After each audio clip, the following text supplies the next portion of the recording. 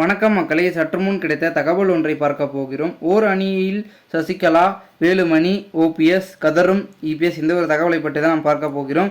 தகவலை பார்ப்பதற்கு முன்னதாக நீங்கள் நம்மளுடைய சேனலுக்கு புதிய பார்வையாளர்களாக இருந்தீர்கள் என்றால் மறக்காமல் நம்மளுடைய சேனலை சப்ஸ்கிரைப் செய்து வைத்துக் கொள்ளுங்கள் மக்களே.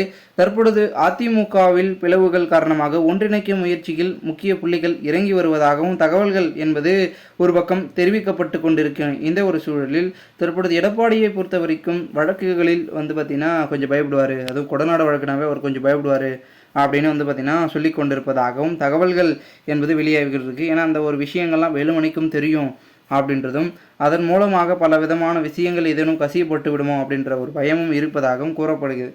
இது ஒரு பக்கம் இருக்க, இன்னொரு பக்கம் நம்மளுடைய பார்த்திங்கன்னா வேலுமணி அவர்களும் ஓபிஎஸ் பக்கம் செல்வதற்கு வாய்ப்பு இருக்குது. ஏன்னா அவருக்கு பார்த்திங்கன்னா பாஜகவின் ஒரு பார்த்திங்கன்னா ஆதரவு வேலுமணிக்கு இருக்குது, டெல்லி மேலிடத்தின் ஆதரவு. ஸோ அவர்கள் மூலமாக அவர்கள் சொல்வதை கேட்டு பாஜகவில் பார்த்திங்கன்னா ஒரு முக்கியமான பிளான்லாம் போடுவாங்க. அதில் எக்ஸிக்யூட்டிவ் பார்த்திங்கன்னா வேலுமணியும் தங்கமணியும் அவர்கள் மூலமாக வச்சு செஞ்சாங்கன்னா தற்பொழுது நம்மளுடைய பன்னீர்செல்வம் அவர்களை அவர்கள் மூலமாகவே அதிமுகவில் இழுக்க நிறைய விதமான பிளான்களும் இருக்கலாம் அப்படின்னு ஒரு பக்கம் சொல்லப்படுகிறது. ஏன்னா தற்பொழுது பார்த்தீங்கன்னா சசிகலா அவர்களும் அதிமுக ஒன்றிணைக்கும் அப்படின்னு சொல்லிட்டு இருக்காங்க. இந்த ஒரு சூழலில் சமீபத்தில் செங்கோட்டையன் அவர்களும் சொல்லியிருப்பதாகவும் தகவல்கள் என்பது வெளியாகியிருக்கு. ஏன்னா பார்த்தீங்கன்னா சசிகலா, டிடிவி தினகரன், ஓபிஎஸ் போன்றவர்கள் அதிமுகவில் இல்லாதன் காரணமாக தென்மண்டலத்தில் ஆதரவு இல்லையோ அப்படின்ற சந்தேகங்கள் அதிகமாக இருக்கிறதுனால தென்மண்டலத்தின் ஆதரவை வலிமை பெறவும் அதை பார்த்தீங்கன்னா மீண்டும் கொண்டு வர வேண்டும் என்றால் அங்கே இருக்கக்கூடியவர்களை நீக்கப்பட்டவர்களை சேர்த்தாகணும் அப்படின்னு அவர்களுடைய தரப்பில் சொல்கிறாங்க. ஸோ எல்லாரும் சொல்கிறது கரெக்டாக தான் சொல்கிறாங்க அப்படின்றதும் ஒரு பக்கம் யோசிக்கத்தக்கதாக இருந்தாலும் அது எப்போ பார்த்திங்கன்னா அந்த ஒரு விஷயம் ஒன்றிணைக்கும் முயற்சி எப்போ நடக்கும்னு கேட்டிங்கன்னா தேர்தல் முடிவன்று. ஓகேங்களா, சரி இவர்கள் ஓபிஎஸ் வந்துடுவார், அவர் உறுப்பினர் மீட்பு குழு கூட்டம் தான் வச்சுருக்காரு. ஸோ அவர் வந்துடுவார்.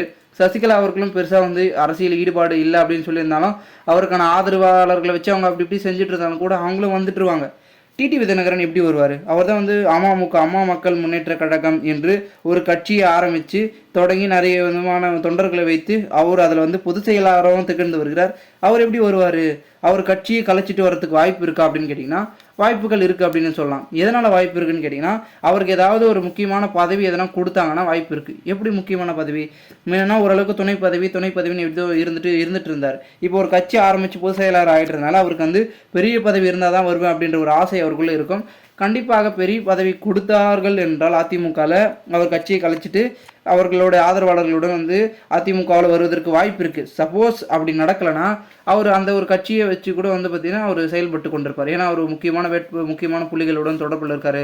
அதனால் கட்சியெல்லாம் கலைக்க மாட்டார் அப்படின்னு ஒரு பக்கம் சொல்லிட்டு இருந்தாலும் கூட முக்கிய பதவி யாருக்கு இருந்தாலும் ஒரு முக்கியமான பதவி கிடச்சிச்சுன்னா வந்துடுவாங்க. அதுதான் ஒரு யதார்த்த உண்மை.